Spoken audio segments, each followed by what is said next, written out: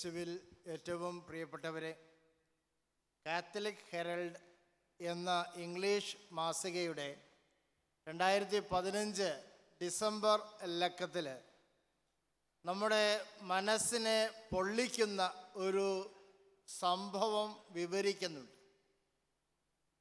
ദൈവ സ്നേഹത്തെ പ്രതി ധീരമായ ഒരു തീരുമാനമെടുത്ത ഒരു അമ്മയുടെ കഥയാണത്.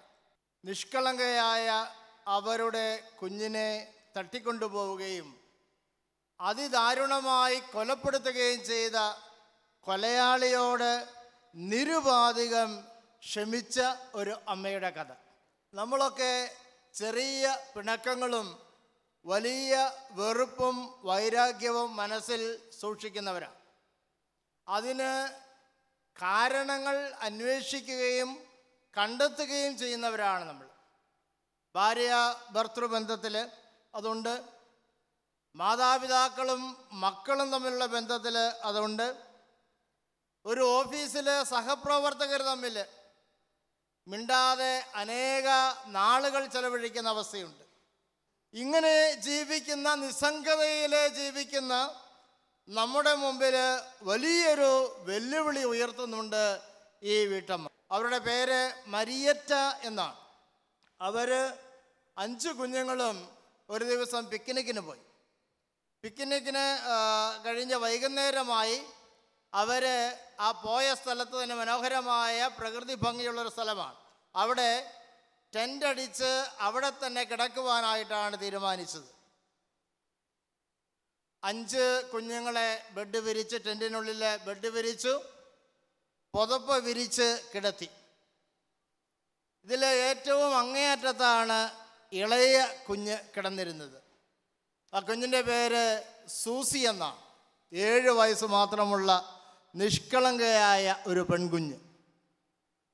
അമ്മ, ഈ അറ്റത്ത് കിടക്കുന്ന അമ്മ തൻ്റെ കൈ നീട്ടി സൂസിയെ ഒന്ന് സ്നേഹത്തോടെ തലോടി ഉറങ്ങുന്നതിന് മുമ്പ് സൂസി എന്ത് ചെയ്തു? അമ്മയ്ക്ക് തിരിച്ച് സ്നേഹം കൊടുക്കുവാനായിട്ട് എഴുന്നേറ്റ് മുട്ടിന്മേൽ ഇഴഞ്ഞ്, സഹോദരങ്ങളുടെ മുകളിലൂടെ മുട്ടിന്മേൽ ഇഴഞ്ഞ് അമ്മയുടെ അടുത്ത് ചെന്ന് അമ്മയെ കെട്ടിപ്പിടിച്ച് സ്നേഹപൂർവം അമ്മയുടെ 2 കവിളുകളിലും ചുംബിച്ചു.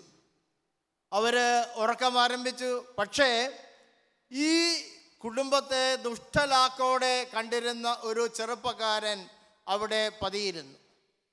അർദ്ധരാത്രിയിൽ ആരുമറിയാതെ അറ്റത്ത് കിടന്നിരുന്ന സൂസി എന്ന പെൺകുഞ്ഞിനെ അവൻ തട്ടിക്കൊണ്ടുപോയി. അവൻ്റെ ലക്ഷ്യം മോചനദ്രവ്യം ആവശ്യപ്പെട്ട് പണമുണ്ടാക്കുക എന്നുള്ളതായിരുന്നു. രഹസ്യ കേന്ദ്രത്തിലിരുന്ന് അടുത്ത 1.5 ആഴ്ച അവൻ ഫോൺ വിളിച്ചു, കുഞ്ഞിനെ തരണമെങ്കിൽ പണം തരണം. പക്ഷേ അവൻ എവിടെയാണെന്ന് കണ്ടെത്തുവാനായിട്ട് സാധിച്ചില്ല. 1.5 ആഴ്ചയ്ക്ക് ശേഷം പണം കിട്ടിയില്ല എന്ന് മനസ്സിലാക്കി അവൻ ഈ കുഞ്ഞിൻ്റെ കഴുത്തിന് ഞെക്കി ആ കുഞ്ഞിനെ അതിദാരുണമായ രീതിയിൽ കൊലപ്പെടുത്തി. പക്ഷേ മരിയറ്റയ്ക്ക് കുഞ്ഞ് നഷ്ടപ്പെട്ടതിന് ശേഷം എവിടെയാണ് കുഞ്ഞ് എന്നതിനെക്കുറിച്ച് യാതൊരു വിവരവുമില്ലായിരുന്നു. 1 വർഷത്തിന് ശേഷം ഇവൻ തന്നെ മരിയറ്റയെ, അമ്മയെ ഫോൺ വിളിച്ച് പറഞ്ഞു, ഞാൻ നിങ്ങളുടെ കുഞ്ഞിനെ കൊലപ്പെടുത്തി. അവനത് പറഞ്ഞതിൻ്റെ ഉദ്ദേശം അമ്മയുടെ വേദന കേട്ട്, അമ്മയുടെ കണ്ണുനീര്, അമ്മയുടെ കരച്ചിൽ കേട്ട് സന്തോഷിക്കുക എന്നതായിരുന്നു അവൻ്റെ ലക്ഷ്യം. അപ്പോൾ മരിയറ്റ പറയുകയാണ്, ആ നിമിഷം എൻ്റെ കരങ്ങൾ നീണ്ടു അവൻ്റെ കഴുത്തിന് പിടിച്ച് എൻ്റെ കുഞ്ഞിനെ കൊന്നതുപോലെ തന്നെ അവനെ ഞെക്കിക്കൊല്ലുവാൻ എൻ്റെ മനസ്സ് പിടഞ്ഞു എന്ന് അവൾ പറയുകയാണ്. ഇവൻ ഫോൺ വിളിച്ചപ്പോൾ ഇവൻ എവിടെയാണെന്നുള്ള സൂചനകൾ പോലീസിന് ലഭിച്ചു. പോലീസ് അവനെ അറസ്റ്റ് ചെയ്തു. ഇതിനുശേഷം മരിയറ്റയുടെ മനസ്സിൽ വലിയൊരു ആത്മസംഘർഷം നടക്കുകയാണ്. എൻ്റെ കുഞ്ഞിനെ നിരുപാധികം കൊലപ്പെടുത്തിയ ഈ ചെറുപ്പക്കാരനോട് ഞാൻ ക്ഷമിക്കണമോ വേണ്ടയോ? അനേക നാളുകൾ ഈ സംഘർഷം അവളുടെ മനസ്സിലുണ്ടായിരുന്നു. അവസാനം അവളൊരു തീരുമാനമെടുത്തു, ഞാൻ ആ ചെറുപ്പക്കാരനോട് നിരുപാധികം യാതൊരു വ്യവസ്ഥയുമില്ലാതെ ക്ഷമിക്കും. Price the lord. ഹല്ലേലൂയ. വളരെ ഹല്ലേലൂയ, ഹല്ലേലൂയ. അതിന് അവൾ ഒരു കാരണം കണ്ടെത്തി. ആ കാരണം നമ്മൾ ശ്രദ്ധിക്കണം. അവൾ മനസ്സിലാക്കി, ഈ ചെറുപ്പക്കാരനും ദൈവത്തിൻ്റെ മകനാണ്.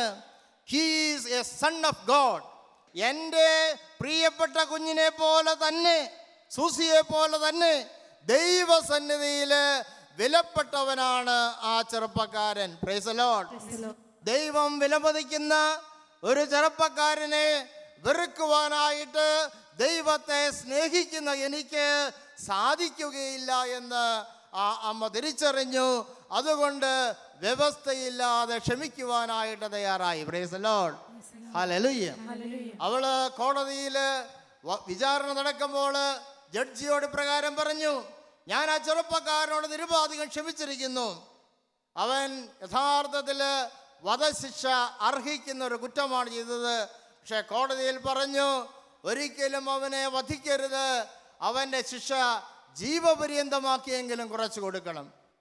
Price the lord. Hallelujah, hallelujah. ഈ അമ്മയുടെ ഈ പ്രവൃത്തി, നിരുപാധികം ക്ഷമിച്ച് സ്നേഹം കൊടുത്ത ഈ പ്രവൃത്തി എല്ലാവരെയും അത്ഭുതപ്പെടുത്തി. ആളുകൾ ചോദിച്ചു, എങ്ങനെയാണ് ഒരു അമ്മയ്ക്ക് ഇപ്രകാരം ക്ഷമിക്കുവാനായിട്ട് സാധിക്കുന്നത്? മരിയറ്റ പറഞ്ഞു, എൻ്റെ മനസ്സിൽ വേദനയും ദുഃഖവും ഉണ്ടായിരുന്നു. പക്ഷേ ഞാനൊരു കാര്യം ചെയ്തു. എൻ്റെ മനസ്സിലെ വേദന ഞാൻ ദൈവത്തിൻ്റെ കരങ്ങളിൽ കൊടുത്തു. Price the Lord. ശ്രദ്ധിക്കേണ്ട ഒരു പ്രധാനപ്പെട്ട വാക്യമാണത്. I put my pain in the hands of God. ദൈവത്തിൻ്റെ കരങ്ങളിലേക്ക് എൻ്റെ വേദനയെ ഞാൻ വിട്ടുകൊടുത്തു. പ്രിയപ്പെട്ടവരെ, നമ്മുടെ വേദനകൾ നാം അത് നമ്മിൽ തന്നെ സൂക്ഷിക്കുമ്പോൾ അത് വേദനയായി തന്നെ അവശേഷിക്കുന്നു. എന്നാൽ എൻ്റെ വേദന, എൻ്റെ സങ്കടം അത് ദൈവത്തിൻ്റെ കരങ്ങളിലേക്ക് ഞാൻ ഉയർത്തുമ്പോൾ അത് സന്തോഷകരമായ ഒരു അനുഭവമായി മാറുകയാണ്. Praise the lord. Hallelujah, hallelujah. Marietta ഇന്ന് ജേർണി ഓഫ് ഹോപ്പ്, പ്രത്യാശയുടെ യാത്ര എന്ന സംഘടനയിൽ അംഗമാണ്. ലോകമെമ്പാടും സഞ്ചരിച്ചുകൊണ്ട് ക്ഷമിക്കേണ്ടതിൻ്റെ ആവശ്യകതയെക്കുറിച്ച്, വൈ ഷുഡ് വി ഫോർഗീവ്, അതിൻ്റെ ആവശ്യകതയെക്കുറിച്ച് അവൾ മറ്റുള്ളവരോട് തൻ്റെ ജീവിത അനുഭവത്തിൻ്റെ അടിസ്ഥാനത്തിൽ പഠിപ്പിച്ചു കൊണ്ടിരിക്കുകയാണ്. Price the Lord. പ്രിയപ്പെട്ടവരെ, മരിയറ്റ ഒരു പുണ്യവതിയാണ് എന്ന് ഞാൻ പറഞ്ഞു. നമുക്കൊക്കെ ഈ പുണ്യത്തെക്കുറിച്ച്, വിശുദ്ധിയെക്കുറിച്ച് ചില കാഴ്ചപ്പാടുകളുണ്ട്. ജപമാലകൾ ധാരാളമായി ചൊല്ലുക, എല്ലാ ദിവസവും വിശുദ്ധ കുർബാനയിൽ സംബന്ധിക്കുക, ഉപവസിക്കുക, മറ്റുള്ളവരെ സഹായിക്കുക, നന്മ പ്രവൃത്തികൾ ചെയ്യുക, ഇതൊക്കെ പുണ്യമാണെന്ന് നമ്മൾ വിചാരിക്കും. എന്നാൽ ഈ പ്രവൃത്തികൾ ശരിയായൊരു മനോഭാവത്തിലേക്ക് നമ്മളെ നയിച്ചില്ല എങ്കിൽ ദൈവസന്നിധിയിലെ ഈ പ്രവൃത്തികൾക്കൊന്നും വിലയുണ്ടാവുകയില്ല. Praise the lord. ഏറ്റവും വലിയ പുണ്യപ്രവൃത്തി ഏതാണ്? നിരുപാധികം ക്ഷമിക്കുന്നതാണ് ഏറ്റവും വലിയ പുണ്യപ്രവൃത്തി. Praise the lord. ഹല്ലേലൂയ. ദൈവത്തിൻ്റെ കരുണ സ്വന്തമാക്കിക്കൊണ്ട്, ദൈവം എന്നോട് കരുണ കാണിച്ചതുപോലെ എന്നെ വേദനിപ്പിച്ച വ്യക്തിയോട് ഞാൻ കരുണ കാണിക്കുന്നു. ഞാൻ അവനെ മനസ്സിലാക്കുന്നു, അവൻ്റെ സാഹചര്യത്തെ ഞാൻ മനസ്സിലാക്കുന്നു, അവനോട് ഞാൻ ക്ഷമിക്കുവാൻ തയ്യാറാകുന്നു. ആ കരുണയുടെ മനോഭാവത്തിൽ നിന്ന് ഞാനും നിങ്ങളും എടുക്കുന്ന ആ തീരുമാനം, ക്ഷമയുടെ ആ തീരുമാനം, ആ ക്ഷമയുടെ പ്രവൃത്തിയാണ് ദൈവസന്നിധിയിൽ ഏറ്റവും വിലയേറിയ പുണ്യപ്രവൃത്തി. Praise the lord. ഹല്ലേലൂയ. എന്നാൽ ഏറ്റവും വലിയ പാപം എന്താണ്? ഒരിക്കലും ക്ഷമിക്കുകയില്ല എന്ന് തീരുമാനിച്ചുകൊണ്ട് ക്ഷമ കൊടുക്കാതെ ജീവിക്കുന്ന അവസ്ഥയാണ് ഏറ്റവും വലിയ പാപം. അത് വരുന്നത് ക്രൂരമായൊരു മനസ്സാക്ഷിയിൽ നിന്നാണ്, നിസ്സംഗമായ മനസ്സാക്ഷിയിൽ നിന്നാണ്, കരുണ കാണിക്കാത്ത മനസ്സാക്ഷിയിൽ നിന്നാണ്. ദൈവം എന്നോട് കരുണ കാണിക്കുന്നുണ്ടെങ്കിൽ എനിക്ക് എൻ്റെ സഹോദരനോട്, എൻ്റെ ഭാര്യയോട്, എൻ്റെ ഭർത്താവിനോട്, എൻ്റെ സഹപ്രവർത്തകനോട് ക്ഷമിക്കുവാൻ, കരുണ കാണിക്കുവാൻ കടമയുണ്ട് എന്ന് ദൈവം ഓർപ്പിക്കുകയാണ്. Praise the lord. Hallelujah, hallelujah. പ്രിയപ്പെട്ടവരെ, കർത്താവായ യേശു ഈ രാത്രിയിൽ നിങ്ങളുടെ ഓരോരുത്തരുടെയും മുമ്പിൽ വന്ന് നിൽക്കുകയാണ്. അനുഗ്രഹങ്ങളുമായി വന്ന് നിൽക്കുകയാണ്. അനുഗ്രഹിക്കുവാനായി കടന്നു വന്നിട്ടുണ്ട്. പക്ഷേ യേശു ഒരു കാര്യം പറഞ്ഞിട്ടുണ്ട്. സ്വർഗസ്ഥനായ പിതാവ് കരുണയുള്ളവനായിരിക്കുന്നത് പോലെ നിങ്ങളും കരുണ കാണിക്കണം. Praise the lord. കരുണ കാണിക്കാത്തൊരു വ്യക്തിക്ക് ദൈവത്തിൻ്റെ അനുഗ്രഹങ്ങൾ സ്വീകരിക്കുവാനുള്ള അർഹതയില്ല എന്ന് ദൈവം നമ്മെ ഓർപ്പിക്കുകയാണ്. നമുക്കറിയാം, ഇത് വളരെ ബുദ്ധിമുട്ടുള്ള കാര്യമാണ്. മരിയേറ്റ പറഞ്ഞു, it was really painful for me. എനിക്ക് എൻ്റെ കുഞ്ഞിനെ കൊലപ്പെടുത്തിയവനോട് ക്ഷമിക്കുവാനായിട്ട് സാധിച്ചില്ല. പക്ഷേ ഞാനത് ദൈവകരങ്ങളിൽ കൊടുത്തപ്പോഴാണ് എനിക്ക് ക്ഷമിക്കുവാൻ സാധിച്ചത്. ദൈവകരങ്ങളിൽ കൊടുക്കുമ്പോൾ ദൈവം തൻ്റെ പരിശുദ്ധാത്മാവിനെ നമ്മുടെ ഹൃദയത്തിലേക്ക് അയക്കും. പരിശുദ്ധാത്മാവ് ശക്തി പകരും, ക്ഷമിക്കുവാനുള്ള ശക്തി നൽകും, സ്നേഹിക്കുവാനുള്ള ശക്തി നൽകും. നമ്മുടെ ജീവിതം വലിയ സന്തോഷത്തിൽ മുന്നോട്ട് കൊണ്ടുപോകുവാനായിട്ട് സാധിക്കും. Price the Lord. അതുകൊണ്ട് ഒരു നിമിഷം എഴുന്നേറ്റ് നിന്നുകൊണ്ട് ദൈവത്തിൻ്റെ ഈ കൃപ നമ്മുടെ എല്ലാവരുടെയും ജീവിതത്തിൽ ആവശ്യമുള്ളതാണ്.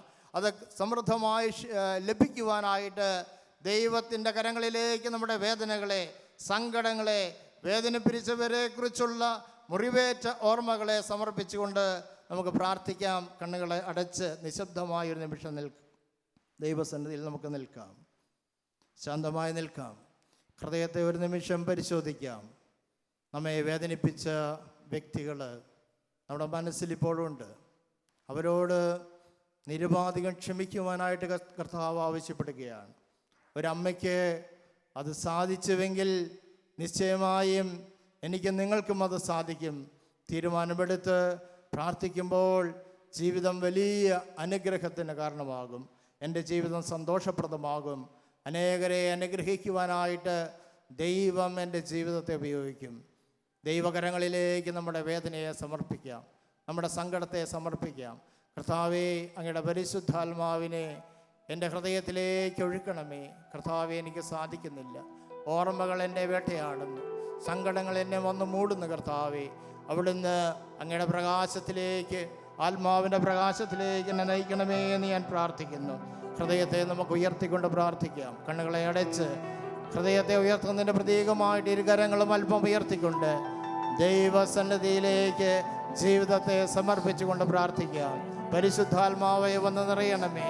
എന്നെ ഏറ്റവും കൂടുതൽ വേദനിപ്പിച്ച ഈ വ്യക്തി എനിക്ക് ക്ഷമിക്കുവാൻ സാധിക്കുന്നില്ല. കർത്താവേ, ഞാൻ അത്രമാത്രം ആ വ്യക്തിയെ സ്നേഹിച്ചു, പക്ഷേ തിരിച്ചു തന്നത് കയ്പുനീരിൻ്റെ അനുഭവമാണ്. കർത്താവെ, ക്ഷമിക്കുവാനായിട്ട് അവിടുന്ന് ആവശ്യപ്പെടുന്നു. അവൻ ദൈവത്തിൻ്റെ മകനായതുകൊണ്ട്, അവൾ ദൈവത്തിൻ്റെ മകളായതുകൊണ്ട്, ദൈവസന്നിധിയിൽ, അങ്ങയുടെ സന്നിധിയിൽ അവൻ വിലപ്പെട്ടവനായതുകൊണ്ട് ക്ഷമിക്കുവാനായിട്ട് അവിടുന്ന് ആവശ്യപ്പെടുന്നു. അങ്ങയുടെ ആത്മാവിനെ അയക്കണമേ നമുക്ക് പ്രാർത്ഥിക്കാം. കരങ്ങളെ ഉയർത്തിക്കൊണ്ട്, ചിന്തകളെ ഉയർത്തിക്കൊണ്ട്, നമ്മുടെ ഭാവനയെ കർത്താവിൻ്റെ കരങ്ങളിലേക്ക് സമർപ്പിച്ചുകൊണ്ട് ഏതാനും നിമിഷങ്ങൾ നമുക്ക് സ്വതന്ത്രമായി സ്തുതിച്ച് കർത്താവിനെ ആരാധിക്കാം. ഈ സ്തുതിയുടെ നിമിഷങ്ങളിൽ ദൈവത്തിൻ്റെ ശക്തി നമ്മളിലേക്ക് വന്നു നിറയും. മനസ്സുയർത്തി സ്തുതിക്കുക, യേശുവിനെ വിളിച്ച് സ്തുതിക്കുക, സ്വതന്ത്രമായി എല്ലാവരും സ്തുതിക്കുക, ശബ്ദം ഉയർത്തി സ്തുതിക്കുക.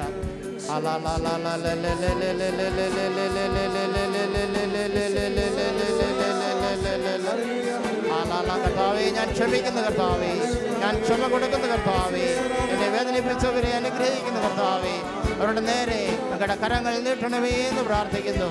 അവരുടെ കുടുംബങ്ങളെ അനുഗ്രഹിക്കണമേ, ജീവിത പങ്കാളിയെ അനുഗ്രഹിക്കണമേ, കുഞ്ഞുങ്ങളെ അനുഗ്രഹിക്കണമേ എന്ന് പ്രാർത്ഥിക്കുന്നു.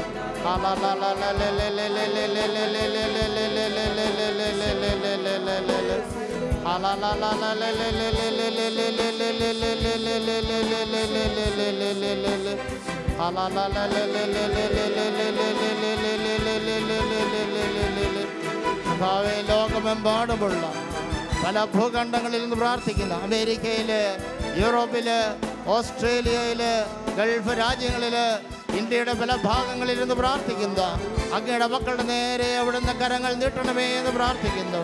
ക്ഷമിച്ച് പ്രാർത്ഥിക്കുന്ന ഈ മക്കളെ അങ്ങയുടെ വാഗ്ദാനം അനുസരിച്ച് ഇവരുടെ കുടുംബങ്ങളെ സമൃദ്ധമായിട്ട് അനുഗ്രഹിക്കണമേ. ഞങ്ങളുടെ ആത്മാവിനാൽ നിറയ്ക്കണമേ. ജീവിത പങ്കാളികളെ അനുഗ്രഹിക്കണമേ. ഇവരുടെ ജോലി സാഹചര്യങ്ങളെ അനുഗ്രഹിക്കണമേ. കുഞ്ഞുങ്ങളെ അനുഗ്രഹിക്കണമേ. പരീക്ഷ എഴുതുന്ന കുഞ്ഞുങ്ങളെ അനുഗ്രഹിക്കണമേ. കർത്താവേ, അവരുടെ ബുദ്ധിയെ പ്രകാശിപ്പിക്കണമേ. ഉന്നത വിജയം നൽകണമേ. രോഗശാന്തി നൽകി അനുഗ്രഹിക്കണമേ എന്ന് പ്രാർത്ഥിക്കുന്നു. സന്യാസിനികളെ പ്രത്യേകമായി സമർപ്പിച്ച് പ്രാർത്ഥിക്കുന്നു. സമർപ്പിതരെ അനുഗ്രഹിക്കണമേ. അവരുടെ സമർപ്പ ജീവിതത്തെ അഭിഷേകം ചെയ്യണമേ.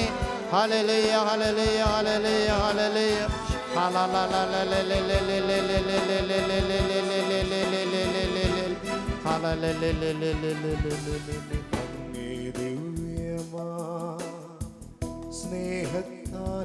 കരങ്ങൾ നെഞ്ചോട് ചേർത്ത് വെച്ച് കണ്ണുകളടച്ച് പ്രാർത്ഥിക്കുക.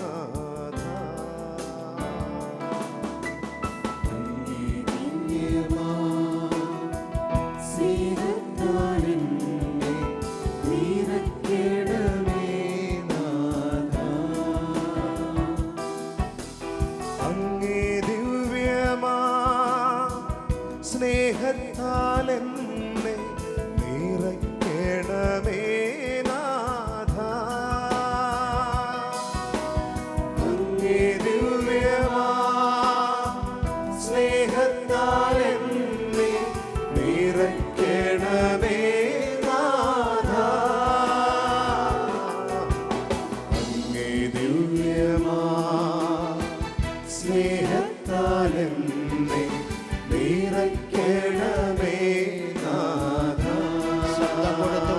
ശബ്ദം കൊടുത്തുകൊണ്ട് നമുക്ക് പ്രാർത്ഥിക്കാം.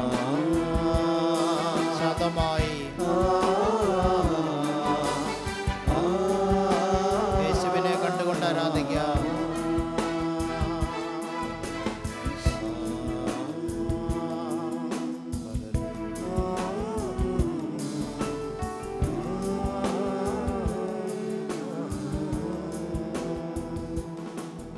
പരിശുദ്ധ അമ്മയെ കാണാൻ കണ്ണുകളടച്ച് കുരിശിൻ്റെ ചുവട്ടിൽ നിൽക്കുന്ന അമ്മ എന്തുമാത്രം തകർക്കപ്പെട്ട അനുഭവമാണ്. സ്വന്തം മകനെ, നിഷ്കളങ്കനായ മകനെ തൂക്കിലേറ്റുന്ന അവസ്ഥ. അവരോട് നിരപാധികം ക്ഷമിച്ച അമ്മയോട് പ്രാർത്ഥിക്കാം. ജീവിതകാലം മുഴുവനും ക്ഷമയുടെ ഒരു ജീവിതം നയിക്കുവാൻ, സ്നേഹത്തിൻ്റെ അഭിഷേകം നൽകുവാൻ അമ്മയെ പരിശുദ്ധാത്മാവ ദൈവത്തോട് പ്രാർത്ഥിക്കണമേ. ഒരുമിച്ച് പ്രാർത്ഥിക്കാം. നന്മ നിറഞ്ഞ മറിയമേ സ്വസ്തി, കർത്താവ് അങ്ങയുടെ കൂടെ സ്ത്രീകളെല്ലാം അനുഗ്രഹിക്കപ്പെട്ടവളാണ്. അങ്ങയുടെ ഉദരത്തിൻ ഫലമായി ഈശോ അനുഗ്രഹിക്കപ്പെട്ടവനാണ്.